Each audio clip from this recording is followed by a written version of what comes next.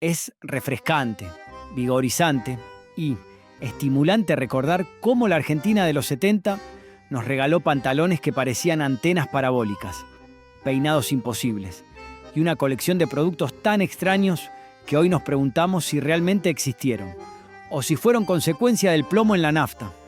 Algunos eran geniales, otros peligrosos y unos pocos bueno. Todavía no podemos creer que nuestros padres los compraran sin pestañear. Así que rebobinemos la cinta, ajustemos la pata de elefante y revisemos 10 productos argentinos insólitos de los 70 sin los cuales, por algún motivo, no podíamos vivir. Bascolet, el mito chocolatado de casa. Bascolet era algo así como el chocolate de lata de toda una generación, en polvo, para diluir en leche, envuelto en nostalgia y con un sabor que hoy sigue resonando en la memoria colectiva. Esa bebida tenía la impronta de lo doméstico más puro, la merienda del hogar familiar, la taza caliente que levantaba la siesta del mediodía, la copa fría después de jugar en la vereda. Era la magia sencilla de lo cotidiano. La historia de Bascolet se entrelaza con la de la Vascongada, la láctea fundada por el inmigrante vasco Pedro Uturralde en 1908, que supo competir cabeza a cabeza con las grandes marcas nacionales. Fue en la década del 50 cuando Bascolet apareció, con su presentación en polvo, cacao de cáscara pulverizada, azúcar y malta, también en botellas, listo para usar. Para muchos Bascolet era más que chocolatada, era símbolo de pertenencia. Uno lo encontraba en las alacenas de casi todas las casas, en colegios, clubes, merenderos, en manos de abuelas y en la mochila de los pibes. El lema, frío o caliente, alimento excelente, condensaba su versatilidad y su promesa de energía inmediata. Durante los años 70, cuando los productos industriales ganaban terreno en las góndolas, Bascolet brillaba con fuerza. Era el equivalente criollo de lo que más tarde serían polvos achocolatados internacionales, pero con sabor local, entrañable, con ese gusto que hablaba de barrio, de compras en almacén, de bolsitas de leche fresca y cucharitas de metal. Cuando alguien menciona Bascolet o Bascolet, muchos cierran los ojos un segundo y ahí, en ese instante, resurge la infancia de toda una generación, porque era barato, popular y al mismo tiempo íntimo, familiar. Bascolet merece su lugar en esta lista como el primer gran objeto de culto de los 70, el que generaciones posteriores recuerdan con una nostalgia mezclada de sabor, memoria y deseo de volver a esas tardes simples, de leche con cacao y pan con manteca. Los pantalones Oxford coloridos. Si querías caminar por la calle en los años 70 y sentir que estabas protagonizando tu propia película musical de bajo presupuesto, necesitabas unos Oxford. Y no unos cualquiera, los argentos, los de jean, o los coloridos que parecían recién escapados de un festival psicodélico. Los bordados iban desde flores gigantes que parecían hongos alucinógenos, hasta soles y lunas que convertían cada pierna en un mural andante y ligeramente delirante. Esta prenda era símbolo de libertad, de rebeldía y de una falta de estructura tan profunda que se volvió estética, literal. La campana de cada pierna podía albergar cómodamente a 2 gatos adultos sin que nadie levantara una ceja. Pero nadie se quejaba, porque cuanto más grande, mejor, y cuanto más bordado, más sensación de caminar dentro de una ilusión óptica que desafiaba al ojo humano y a cualquier noción de sobriedad. En toda Argentina, desde el Abasto hasta San Miguel de Tucumán, se veían estos monstruos textiles flotando por la vereda como velas que se llenaban con la brisa y avanzaban con su propio ritmo desafiante. Si la década tuvo un uniforme, fue este. La moda era excesiva, exagerada, teatral y absolutamente inolvidable. El queso Adler en lata. El queso en lata, sí, existió. Y no estamos exagerando. En plena fiebre por la modernidad, alguien decidió que el queso debía venir en un envase metálico capaz de sobrevivir a una guerra nuclear y conservar su dignidad intacta. Lo abrías y sonaba como abrir comida para perros, con ese clac metálico que ya preparaba al paladar para una experiencia distinta. La textura, suave, cremosa, pero con un filo indescifrable. Parecía obra de un laboratorio que buscaba adelantarse varias décadas a la ciencia alimentaria. Era un queso que no necesitaba refrigeración porque, probablemente, la vida microscópica había firmado un acuerdo de no agresión. Era práctico, era rendidor. Y aunque nadie lo pedía explícitamente, en toda mesa familiar había uno, porque era símbolo de progreso, de lo europeo, de mire usted qué cosa fina, que se compraba con orgullo y se ofrecía como si fuera un pasaporte a la sofisticación. En tostadas quedaba perfecto, en sanguchitos de cumpleaños, un clásico, en pizzas improvisadas, un acto de fe sincero que casi siempre terminaba bien. Nadie sabía exactamente qué contenía. No importaba, era el Adler y era parte de la identidad argentina, aunque no fuera argentino. La rotuladora de Silvapén. Nació en 1973, diseñada por Francisco Barcellón y Corte para Plástica Sudamericana, y desde entonces quedó tatuada en la memoria emocional de toda una generación. Con esa estética pop tan propia de la época, parecía un juguete futurista, pesada, plástica, colorinche, lista para transformar cualquier objeto doméstico en algo digno de una oficina estatal de alto rango. Funcionaba con una cinta plástica adhesiva que imprimía letras en relieve, esas que uno tocaba con la yema de los dedos, como si fueran braille para ansiosos, en un tiempo gobernado por máquinas de escribir. Letras transferibles, reglas para dibujar tipografías y una paciencia casi heroica. La silbaletra se convirtió en un tesoro codiciado. Para los chicos de los años 70, era prácticamente un superpoder. Darle identidad a las cosas, nombrarlas, ordenar el caos del mundo con una simple ruedita que hacía clic, clic, clic. Y para los adultos obsesivos, era un oasis de control en medio del quilombo cotidiano. Sirve para ponerle el nombre a las cosas, decía la publicidad. Y era verdad, le poníamos nombre a los cuadernos, a los frascos, a las carpetas, al botiquín, a las herramientas del viejo. Le poníamos nombre a todo, incluso a lo que nadie nos había pedido. Hoy, medio siglo después, sigue vigente como objeto retro, funcional y profundamente sentimental. Colita rutera. La colita rutera fue uno de esos inventos gloriosamente insólitos que marcaron la ruta argentina de los años 70. Si alguna vez viajaste en un Renault 12, un Peugeot 504 o un Torino familiar, seguro viste esa tirita negra colgando del paragolpes trasero, rozando el asfalto como si el auto llevara una lengua.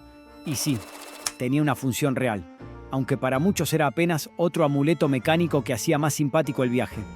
En una época en la que todo parecía cargarse de estática, la ropa de nylon, las alfombras, el clima seco, la vida misma. Los autos no eran la excepción. Cada vez que los pasajeros bajaban, era la misma escena. Tocabas la puerta y ¡zas! Una pequeña descarga que te dejaba insultando en voz baja. La colita rutera venía a salvarte. Actuaba como una especie de cable a tierra, una descarga discreta que permitía que la electricidad acumulada se escapara hacia el pavimento. Una magia sencilla, hecha de goma y metales conductores, pero que en aquel entonces parecía tecnología de la NASA. Se instalaba fácil, colgando apenas unos centímetros del suelo, en reposo. Tocaba el asfalto, en movimiento, flameaba como bandera de club barrial, y ahí estaba el encanto. Más que un accesorio automotor, era parte del paisaje rutero argentino. Uno veía pasar un auto con colita y pensaba en vacaciones, en olor a nafta, en cantimploras, en moneditas para los peajes. Nostalgia pura hecha tira. Cajitas musicales a cuerda. En los años 70, cuando la fantasía todavía venía en formato objeto y no en pantalla, las cajas de música a cuerda eran pequeños tesoros capaces de detener el tiempo. En muchas casas argentinas reposaban sobre la cómoda, al lado del perfume de la abuela o entre los peines de nácar, esperando ese gesto ritual, girar la llavecita, sentir la tensión del muelle y dejar que la melodía, dulce, cristalina, casi frágil, inundara la habitación. Aunque venían de Europa, sobre todo de Suiza y Alemania, acá se volvieron parte del paisaje emocional. Había de todo: bailarinas que giraban con un aire melancólico, animalitos, mandolinas, escenas de cuentos, y las más codiciadas, las míticas cajas orquesta, esas que parecían contener una banda entera adentro, aunque fueran apenas un cilindro con púas acariciando un peine metálico. Un mecanismo simple, ancestral, pero que para un chico de la época era pura magia. En las jugueterías de entonces, Gat y Chávez, Harrods, las de barrio con olor a madera y celofán, ocupaban un lugar especial. También en los bazares, donde convivían con ceniceros de vidrio tallado y lámparas con pantallas color crema. Eran regalos infalibles para cumpleaños, comuniones o simplemente para demostrar cariño. Con la modernidad empezando a asomar, estas cajitas sobrevivían como resistencia romántica. Un recordatorio de que no todo necesitaba enchufe ni batería para emocionar. Hoy, evocarlas es volver a esa infancia, donde una melodía de 30 segundos bastaba para hacernos sentir que el mundo era un lugar suave y lleno de historias. Walkman. En la Argentina de fines de los 70, cuando caminar por la calle todavía implicaba escuchar lo que sonaba en los negocios o en la radio del vecino, apareció un artefacto que nos voló la cabeza: el Walkman. Si bien este no es un aparato ridículo, pertenece a un momento donde escuchar música o era tan sencillo como ahora.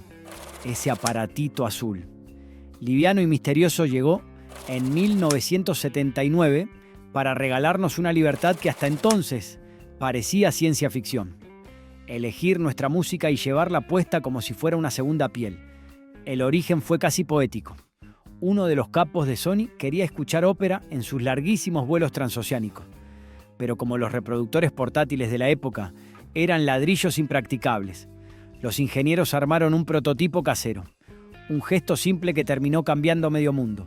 De ese experimento nació el Walkman, hijo directo del Pressman, una grabadora para periodistas, al que le sacaron la función de grabar y le sumaron auriculares chiquitos, casi tímidos. El Walkman transformó la forma de habitar la ciudad. De pronto, cada uno podía caminar dentro de su propia banda sonora. Y aunque hoy la tecnología parezca de museo, la nostalgia sigue intacta, porque quien alguna vez escuchó un cassette mientras veía pasar los árboles desde un colectivo, sabe que ese ritual era pura magia portátil. Duravit autitos de caucho. En los años 70, cuando la infancia todavía se jugaba a cielo abierto y la vereda era territorio sagrado, los autitos de caucho Duravit eran reyes sin corona, duros, nobles, de colores imposibles, juguetes que no se rompían ni aunque los pasaras por arriba con el auto del vecino, y más de uno lo intentó. Fabricados en caucho vulcanizado, tenían esa textura medio rugosa, indestructible, que invitaba a agarrarlos de un manotazo y salir a correr como si la ciudad fuera una pista interminable. Había modelos para todos los gustos: camioncitos, patrulleros, autos deportivos con líneas que parecían diseñadas por un pibe con crayones y sueños de Fórmula 1. Pero lo importante no era el modelo, era lo que generaban. Un Duravit en la mano era sinónimo de libertad. La vereda, la tierra, los adoquines, el borde del cordón. Todo servía como pista de carreras. Los choques eran épicos, las competencias, legendarias, y las batallas contra la gravedad de las escaleras del edificio. Verdaderos eventos deportivos. Eran juguetes democráticos, baratos, duraderos, eternos. De esos que pasaban de hermano mayor a hermano menor, de primo a primo. Como un legado de plástico glorioso. En los 70, cuando todavía no existían las pantallas robando atención, ni las cosas venían con manual de 300 pasos. Los Duravit eran pura intuición. Los tirabas, chocaban, rebotaban, seguían. Un recordatorio perfecto de esa Argentina donde la imaginación hacía todo el trabajo pesado y la alegría entraba en la palma de la mano. Hoy, nombrarlos es abrir una compuerta emocional, porque en cada Durabit vibra un pedacito de la infancia argentina.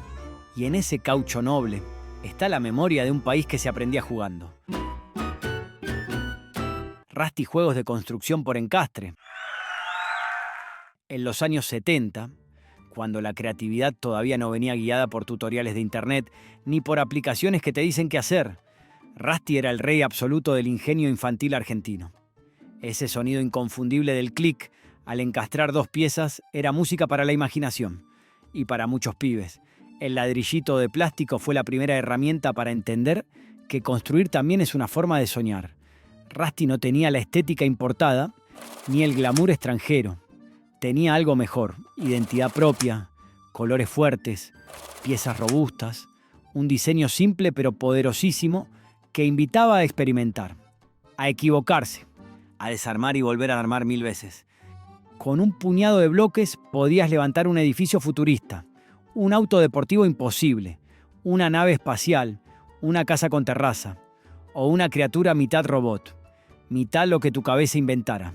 El límite era solo el día que anochecía y mamá gritaba desde la cocina que la mesa se necesitaba para cenar. En muchas casas argentinas, la caja de Rusty venía como herencia emocional.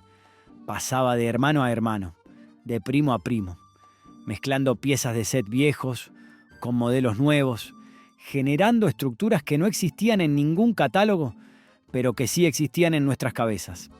El plástico tenía ese olor a infancia, a sábado de lluvia. Rusty era más que un juego, era un laboratorio doméstico, una escuela de paciencia, una fábrica de mundos.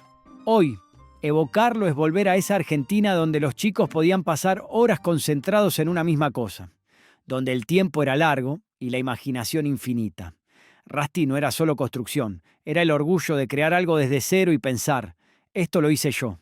¿Cuáles son tus cosas vintage preferidas de los años 70? ¿Cuál no está acá y que tendría? Déjanos en comentarios. Tocadiscos Winco. En los años 70, Winco era música, casa, reunión y ritual. Su estrella era el Wincofon, ese tocadiscos automático que cualquier familia guardaba como un tesoro en el living. Con el Wincofon, poner un disco de vinilo ya no era un trámite.